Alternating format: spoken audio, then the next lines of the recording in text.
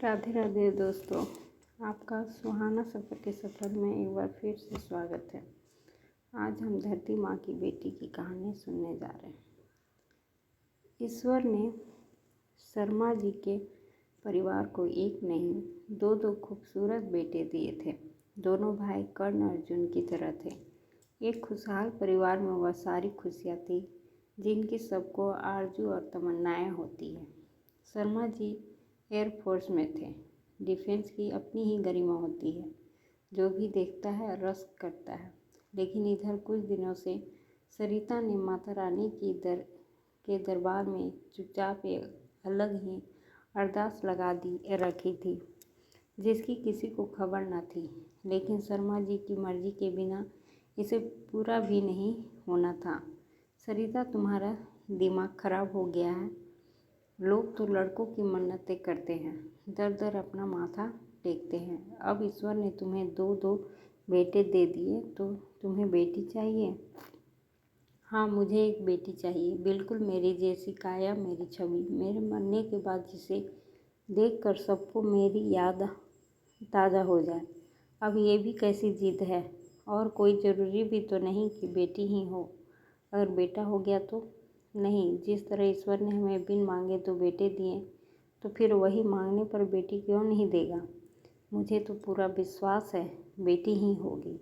देखना, मैं उसे बिल्कुल अपने जैसा बल्कि मुझसे भी अधिक निपुण बनाऊंगी घर गृहस्थी में।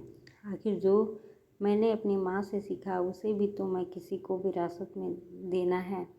शर्मा जी को भी बेटी की कल्पना ने रोमांचित कर दिया। उनके कानों में बाहर बगिया में रखे पानी के कटोरे पर बैठी गौरैया की चिहू चिहू की आवाज़ बड़ी मधुर सी लगी। इधर सरिता को एक नन्हे मेहमान के आने का एहसास हो गया था। लेकिन देखते ही देखते देश पर युद्ध के बादल मंडराने लगे। युद्ध की शुरुआत हो गई। जब शर्मा जी फ्लाइट पर होते तो उसका दिल जोर जोर से धड़कने लगता। रोज़ रात को तोपों और फाइटर प्लेन की आवाज़ों से नींद खुल जाती। पूरा देश एक अजीब से संकट से जूझ रहा था। शर्मा जी के घर आते ही अपने साथी फौजियों की वीरता और बलिदान के किस्से उनकी जुबान पर होते। सरिता भी उन किस्सों को बहुत ध्यान से सुनती, लेकिन उसके दिल की धड़कन एक अनजाने डर से कभी कभी तेज हो जाती। सरिता का खूबसूरत सा एहसास तब विश्वास में बदल गया जब डॉक्टर ने उसे होश आने पर बताया कि तुम एक बहुत ही सुंदर सी बेटी की माँ बन गई हो। एक बार फिर घर में खुशियाँ अब निशा के रूप में थी। दोनों भाई और मम्मी पापा की लाडली निशा बहुत बातूनी और हाजिर जवाब थी। बचपन से ही भाइयों की बराबरी करना, उनसे लड़ना झगड़ना लड़कियों की सोच के बिल्कुल विपरीत। उसे गुड्डी गुड़ियों के खेल में कोई दिलचस्पी नहीं थी। समय का आभास ही नहीं हुआ। अब निशा हायर सेकेंडरी में थी। इस बार सेना दिवस पर करतब दिखाते हवाई जहाज़ों ने उसे रोमांचित कर दिया था। घर आकर पापा से जिद कर बैठी, पापा मैं भी फोर्स में ज्वाइन करूँगी, पायलट बनूँगी। इससे पहले शर्मा जी कुछ करते, सरिता बीच में ही बोल पड़ी, नहीं बेटी, हम औरतें हैं, औरत ही हमारा धर्म है। देखो घर गृहस्थी के कितने काम पड़े हैं, मैं तुम्हें सब सिखा दूँगी। तुम अपनी पढ़ाई भी जारी रखना, बीई कर लो या जो तुम्हें अच्छा लगे वो कर लो, लेकिन बेटी फौज में जाना हमारे लिए ठीक नहीं। अरे मम्मी, आप किस ज़माने की बात कर रही हो। अब लड़का लड़की में केवल लिंग भेद है, बाकी कोई फ़र्क नहीं। लड़कियां भी वे सारे काम कर सकती हैं जो लड़के कर सकते हैं। केवल जेंडर के आधार पर उनमें भेद नहीं किया जा सकता। आप तो जानते हो, हर लड़की की तरह पापा मेरे लिए भी आदर्श है। फिर मैं उनके जैसा काम क्यों नहीं कर सकती। शर्मा जी ने भी माँ बेटी की तकरार के बीच में कुछ बोलना उचित नहीं समझा। माँ बेटी की तकरार आखिर एक समझौते पर आकर रुक गई। माँ की भावनाओं का आदर करते हुए एयरफोर्स में जाने की जिद उसने छोड़ दी थी, लेकिन सरिता ने उसे एयरलाइंस में जाने की इजाज़त दे दी थी।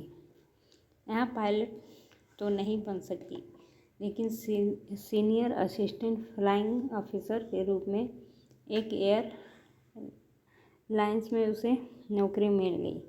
जिंदगी रोज़ की तरह जारी थी, लेकिन आज उसका प्लेन जैसे एयरपोर्ट पर लैंड किया, पैसेंजर उतरने लगे, चढ़ने लगे। इसी बीच उसे आसपास कुछ असंदिग्ध गतिविधियां महसूस हुई। उसे समझते देर न लगी कि कहीं आतंकी तो विमान को बंधक बनाने की फिराक में तो नहीं। ये जो 4 लोग विमान के चारों तरफ खड़े हैं, ये पैसेंजर तो नहीं। ज़रूर कुछ गड़बड़ है। उसे पिताजी की बात याद गई। दुश्मन जब सीधी तरह से नहीं जीत पाता तो देश को कमज़ोर करने के लिए आतंकवादी जैसी घटनाओं को अंजाम देता है। उसने अपने मन में प्रण किया, मैं इनके इरादों को कभी कामयाब नहीं होने दूंगी। मुझे किसी न किसी रूप में विमान में सवार इन निर्दोष लोगों की जान बचानी है। निशा अभी सोच ही रही थी कि धड़ाधड़ चारों विमान में ऊपर चढ़ गए। हैंड्स अप, कोई हिलेगा नहीं। हमारी तुमसे कोई दुश्मनी नहीं है। अगर तुम लोग सहयोग करोगे तो हम किसी का कोई नुकसान नहीं करेंगे। हमें तो अपने साथियों की रिहाई चाहिए।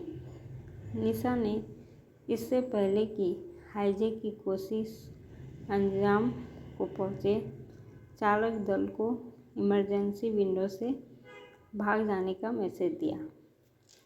चालक दल विमान को स्टार्ट कर भाग गए, जिससे ईंधन खत्म हो जाए।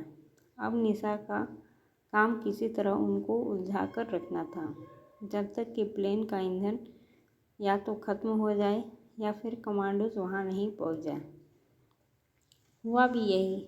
इस जाबाज बेटी ने वीरता और बलिदान के तमाम किस्से माँ के पेट में ही पिताजी से सुन रखे थे।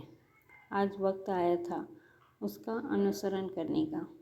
यहाँ वीरता का मतलब सीधे तौर पर लड़ना नहीं, बल्कि बिना होश गंवाए धैर्य से अंतिम सांस तक हौसला रखना था। उसका एकमात्र उद्देश्य सारे यात्रियों की जान बचाना था। प्रशासन से बात कर खूंखार आतंकवादियों को छुड़ाना चाहते थे, जो किसी भी कीमत पर संभव नहीं था। अतः उन्होंने यात्रियों को मारना शुरू कर दिया। जब निशा की सारी उम्मीदें समाप्त हो गई तो इमरजेंसी गेट खोलकर यात्रियों को भागने का आदेश दिया। भागते यात्रियों पर आतंकवादियों ने गोलियां चलाना शुरू कर दी। कुछ यात्री मारे गए, लेकिन अधिकांश भागने में कामयाब हो गए। अंत में आतंकवादियों ने निशा और इसके साथियों को भी मौत के घाट उतार दिया, लेकिन जिस वीरता से उसने उनका मुकाबला किया, उसकी न केवल सारे देश ने भूरी भूरी प्रशंसा की, बल्कि देश ने वीरता पुरस्कार से भी सम्मानित किया।